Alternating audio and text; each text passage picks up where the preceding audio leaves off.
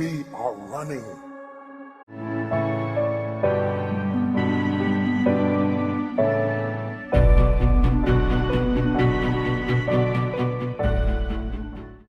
You need to be faithful and diligent in whatever is in front of you right now. Whatever you're doing, you're supposed to be doing it better than anyone in the world. You're supposed to be doing it the best of your ability. You're supposed to be giving everything you have. To see the waters part, they had to be willing to drown. Then you have to decide to be the person. You understand your intention, you know your purpose. You're not just here to exist. You're not just here to survive. You're not here to find a safe, comfortable, easy, predictable life.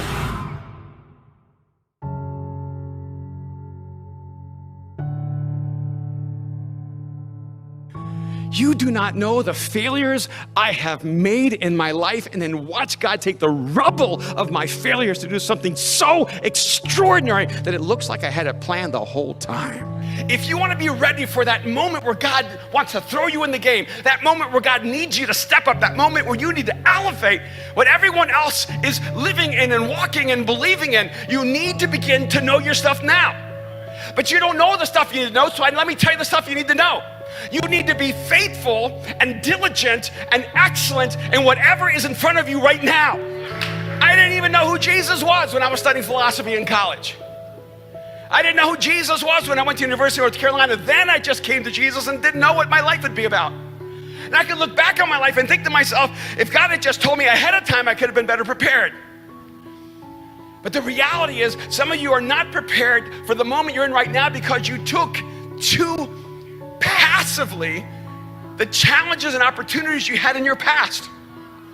Whatever you're doing right now, I don't know if you're a student, I don't know where you work, I don't know what kind of career you have, I don't know what kind of ambitions you have, but this is what I do know. Whatever you're doing, you're supposed to be doing it better than anyone in the world. You're supposed to be doing it the best of your ability. You're supposed to be giving everything you have. If you're a follower of Jesus, you need to be a person who says, I'm going to set the standard of what it means to be the best of the best of the best in whatever I do. See, God never wastes what you're learning. And so whatever you're learning, whatever's in front of you right now, don't use Jesus as an excuse to be average. Then you have to decide to be the person who knows who you are. You understand your intention. You know your purpose. You're not just here to exist. You're not just here to survive. You're not here to find a safe, comfortable, easy, predictable life. You're here to live the life that only you and Jesus could live together. And what they're saying is that we're going into the fire because we know that's where God is calling us, and He will meet us there. And He might meet us there when we get consumed, or He might meet us there as we walk back out. But there's no question we're going in this direction because you're always going in the direction of God. And we bought this property. It was so inexpensive. It was unbelievably inexpensive. It was strange that for the 100 years or so that Dallas has been developed, this property was just sitting there. And then a year later, when we put our resources together and we were ready to build our building, we did a core sample. We went at least 25 feet deep, and we found that it was a landfill, and there was no good soil to be found. And we did a second core sample, and it was a landfill there too, and there was no soil. And I remember getting called in by the organization that financed the property. I'd never heard a Christian cuss before. And I sat down with this man, and it wasn't like massive profanity, but he just said, son, do you know that piece of crap you talked me into buying? And I said, yes, sir. And then he went on to say some other things. And he made it very clear to me that I'd wasted God's money. And I just caused them to waste all their money. I remember I would just go out to that landfill day after day after day, and I would walk in that property, and I took these words from Joshua where it says, everywhere the sole of your foot touches will be yours. And I just said, God, I know that's not exactly what this verse means, but it needs to be exactly what this verse means right now. And I can tell you, this is not metaphorical, this is literal.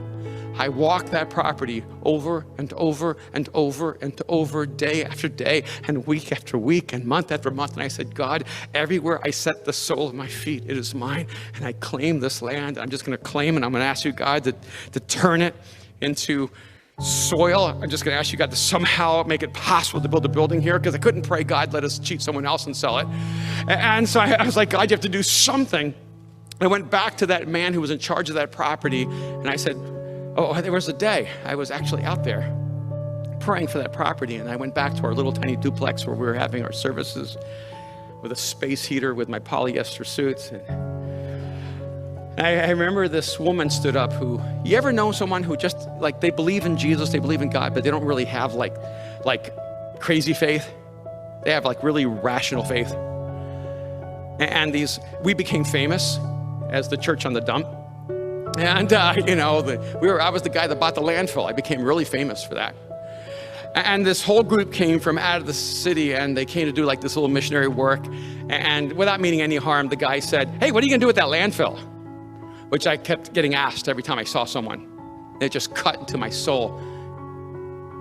And I remember this woman said, oh, we've already asked God to turn it into soil, it'll be fine. I think she said that because she was just so tired of everybody trampling over my failure. But when she said that, something awakened inside of me. When I think she believes. I mean, I know I believe, but I think I've lost my mind. But she believes, and I think she's still sort of like rooted in reality. And so I went back to the organization and I said, could you take one last core sample? And I remember where I stood all the time and prayed. I said, could you take it right here on the property? And the guy said, son, do you know how much a core sample costs? About $3,000, by the way. And I said, no, sir, but you've already wasted a lot of money anyway, and why not one more? And just out of sheer frustration, he took a third core sample, and I stand before you today telling you when that third core sample was taken, that property came out soil. And to this day, there's a church building on that property on Grand and Hervé.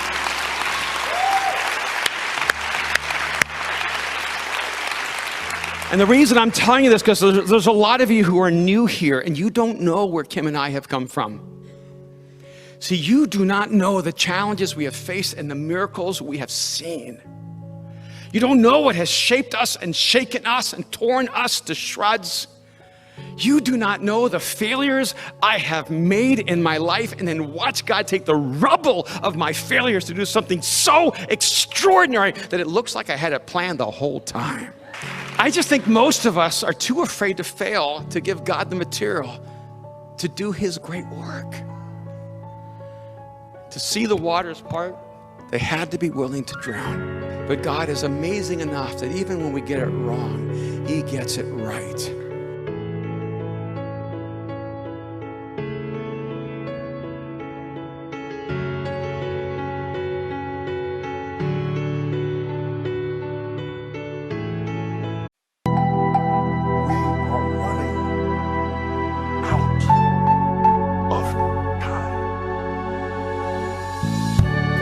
What are you going to do with the time you have?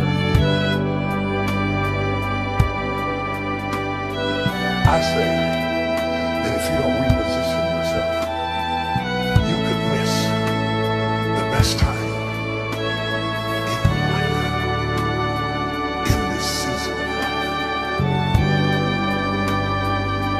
Because we have got to change the way we think. We have got to change the way we function. We have got to change the way we deal with issues.